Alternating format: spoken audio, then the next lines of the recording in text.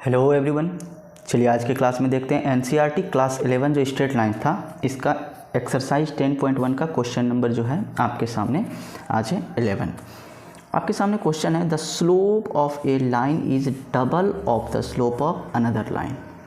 ठीक है, if tangent of the angle between them is 1/3 find the slope of the line. ठीक है, ऐसा करते हैं कि आपका ये रहा वाई एक्सिस, ये रहा आपका एक्स एक्सिस। मानते हैं कि किसी लाइन का जो ये स्लोप है ये m1 स्लोप है। ठीक है, और एक स्लोप जो है वो आपका कोई m2 स्लोप है, m2 स्लोप है। ठीक है, अब क्वेश्चन में दिया हुआ है, गिवन में क्या है, गिवन, ठीक है, the slope of A line is double of the slope of another line, यानी कि आपका एक स्लोप इसका डबल, यानी हम लोग m1 जो है आपका m2 का डबल है, यानी इसको हम लोग 2m2 लिखते हैं। ओके, और उसके बाद है if the tangent of the angle between them is 1/3, यानी कि आपका जो tan थीटा है वो 1/3 है। तो आपसे पूछा है find the slope of the line, यानी कि आपका इस लाइन का स्लोप पूछा गया है आपसे। ओके, तो हमने फॉर्मूला पढ़ा है कि tan थीटा होता है, ठीक है, m2 minus m1 by 1 plus m1 into m2।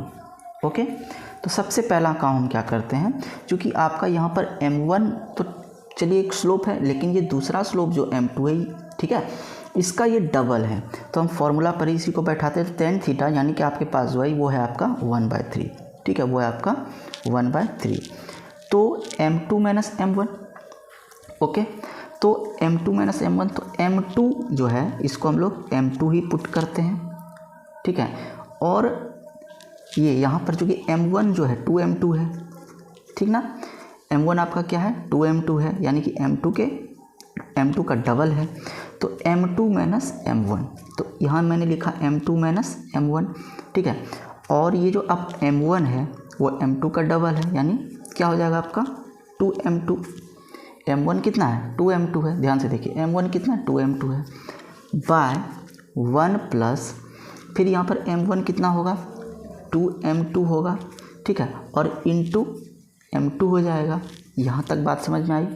अब फिर देखिए 1/3 m2 माइनस 2m2, अब बाय 1 प्लस ये 2m2 इंटू m2, यानी हो गया 2m2 स्क्वायर। अब इस कंडीशन में इस तरह इक्वेशन को सॉल्व करना थोड़ा प्रॉब्लम होता है, तो हम मान लेते हैं कि let m2 equal to x, m2 equal to x।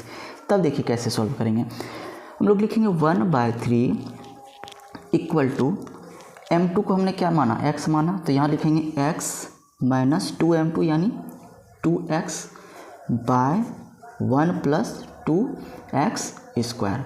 अब एक बात यहाँ पर समझिए, अगर मॉड के अंदर कोई भी निगेटिव होता है कांस्टेंट टर्म, वो अगर बाहर होता है तो पॉजिटिव होता है, लेकिन अगर किसी वेरिएबल टर्म को मॉड के अंदर रखा जाए और अगर वो बाहर होता है, ठीक है, तो ये वेरिएबल का तो कुछ भी वैल्यू हो सकता है, तो ये जब बाहर निकलेगा तो ये प्लस माइनस एक्स के रूप में बाहर निकलेगा।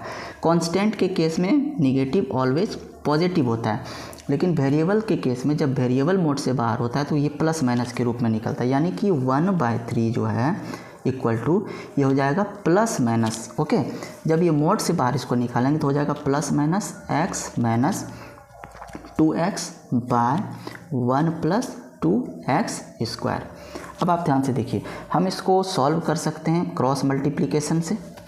ओके, हम इसको क्रॉस मल्टीप्लिकेशन से क्या कर सकते हैं, सॉल्व कर सकते हैं। ठीक है, अब चलिए इसका आगे देखते हैं।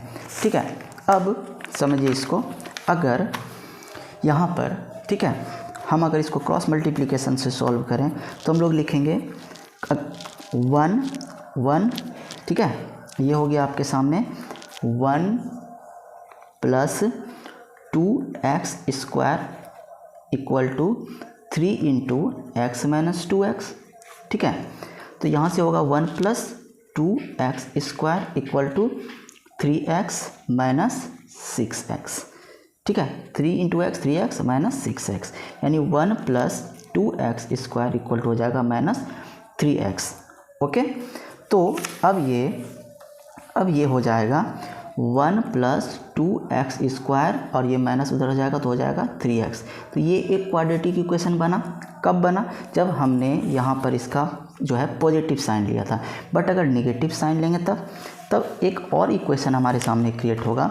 ठीक है, एक और इक्वेशन हमारे सामने क्रिएट होगा यहाँ पर कि 1 + 2x²। ध्यान से देखिए 1 + 2x², चूँकि यहाँ पर मैंने माइनस साइन भी रखा है तो माइनस हो जाएगा इक्वल टू, ठीक है, equal to 3 × x - 2x। Okay, अब ध्यान से देखिए -1 - 2x² equal to 3x - 6x।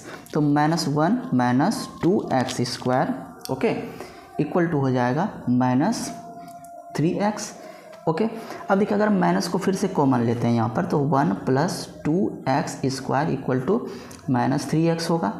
ठीक है, यहाँ से 1 + 2x² इक्वल टू 3x हुआ और इधर आके हो जाएगा 1 + 2x² - 3x, यानी कि आपके सामने 2 क्वाड्रेटिक इक्वेशन हो गया। ठीक है, ये रहा आपका पहला क्वाड्रेटिक, ये रहा दूसरा। अब क्वाड्रेटिक इक्वेशन को हम लोग कैसे स्प्लिट करते हैं? तो जनरल बात है कि बीच वाले को तोड़ते हैं 2 टर्म में। तो यहाँ से हम लोग लिखेंगे 1 +, ठीक है, सबसे पहले 2x², इसको पहले हम लोग क्वाड्रेटिक के फॉर्म में लिखते हैं 2x² + 3x + 1। अब बीच वाले को हम लोग, ये जो बीच वाला है इसको हम लोग ब्रेक करते हैं। तो यहाँ पर हम लोग लिखेंगे 2x² + 2x + x + 1। यहाँ से आपका 2x कॉमन होगा तो हो जाएगा आपका x + 1 और यहाँ से 1 कॉमन होगा तो होगा x + 1। ठीक है, तो x + 1 कॉमन हुआ तो यहाँ से हो गया 2x + 1 इक्वल टू 0। तो यहाँ से एक x का वैल्यू हो जाएगा -1। ठीक है, और यहाँ से आपका जो 2x + 1 इक्वल टू 0 है तो यहाँ से आपका x का वैल्यू हो जाएगा, क्योंकि ये हो जाएगा 1 चला जाएगा उधर। ठीक है, तो 1 हो जाएगा तो हो जाएगा -1/2। ओके, सिमिलरली इसी तरह इस क्वाड्रेटिक इक्वेशन को अगर हम ब्रेक करें तो यहाँ से होगा 2x² - 3x, ओके, -3x + 1। इसको जब हम ब्रेक करते हैं तो होता है हमारे सामने 2x², ठीक है, -2x - x + 1। तो यहाँ से 2x कॉमन होता है, यहाँ जो नेगेटिव में आया वहाँ वो पॉजिटिव में दिखेगा आपको। तो ये हो जाएगा आपका x - 1 और यहाँ से -1 को कॉमन लेंगे तो हो जाएगा x - 1। तो यहाँ से हो गया 2x - 1 और यहाँ हो गया x - 1 इक्वल टू 0। तो यहाँ से जब हम इसको सॉल्व करते हैं 2x - 1 इक्वल टू 0, तो यहाँ से x का वैल्यू होता है 1/2। ठीक है, और यहाँ से x का वैल्यू होता है 1, यानी कि अब देखिए ये जो भी हमारा x का वैल्यू आ रहा है, जो भी x का वैल्यू आ रहा है, ये सारा का सारा वैल्यू हमारा किसका है? m2 का, क्योंकि हमने यहाँ पर देखिए क्वेश्चन में हमने m2 को लेट किया था x। ठीक है, तो हमारा m2 जो है -1 भी है, m2 जो है -1/2 भी है। ठीक है, फिर हमारा m2 जो है 1/2 भी है। ठीक है, उसके बाद m2 जो है वो हमारा 1 भी है। अब ध्यान से देखिए m1 हमारा कितना था? 2m2 था। m1 हमारा कितना था? 2m2 था। तो यानी m1/2 हमारा हो जाएगा m2। m1/2 क्या हो जाएगा हमारा? m1/2 हो जाएगा हमारा m2, यानी हम m2 को लिख सकते हैं m1/2। ठीक है, m2 को हम लोग क्या लिख सकते हैं? m1/2। ध्यान से देखिए, यानी कि जहाँ आप देख रहे हैं कि m1 है हमारा 2m2। ठीक है, तो सीधी सी बात है कि m1 का वैल्यू में सबसे 2, तो यहाँ पर अगर m2 आपका -1 है, ठीक है, तो m1 जो होगा इसका डबल होगा। ठीक है, तो वो हो जाएगा -1 × 2 यानी -2। तो अगर m1 आपका m2 -1 है तो m2 आपका जो है, सॉरी, आपका अगर m2 -1 है तो m1 हो जाएगा -2। अगर आपका m2 -1/2 है तो ये इसका डबल हो जाएगा -1/2 × 2, यानी हो जाएगा -1। अगर आपका m2 1/2 है, ठीक है, अगर आपका m2 1/2 है तो आपका m1 फिर हो जाएगा 1, और अगर आपका m2 1 है तो आपका m1 हो जाएगा 1, यानी कि आपका जो है स्लोप्स यहाँ पर कितना सारा स्लोप निकला। देखिए, अब ध्यान से देखिए m2 m1, यानी आपका एक कोऑर्डिनेट यहाँ पर हो जाता है m2 -1 पर -2 होता है। ठीक है, उसके बाद -1/2 पर आपका -1 होता है। उसके बाद आपका 1/2 पर 1 होता है, ओके।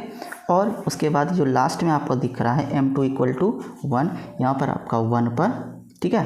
क्योंकि देखिए ध्यान से, ये m2 1 है तो ये इसका डबल होगा, यानी ये आपका 2 होगा, ये है तो आपका 2 होगा। तो यही आपके इस क्वेश्चन का सॉल्यूशन है, okay.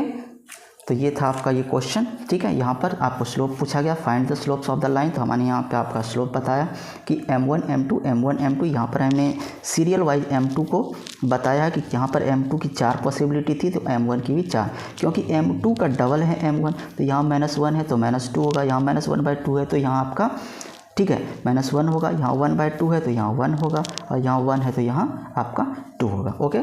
Thanks for watching this video.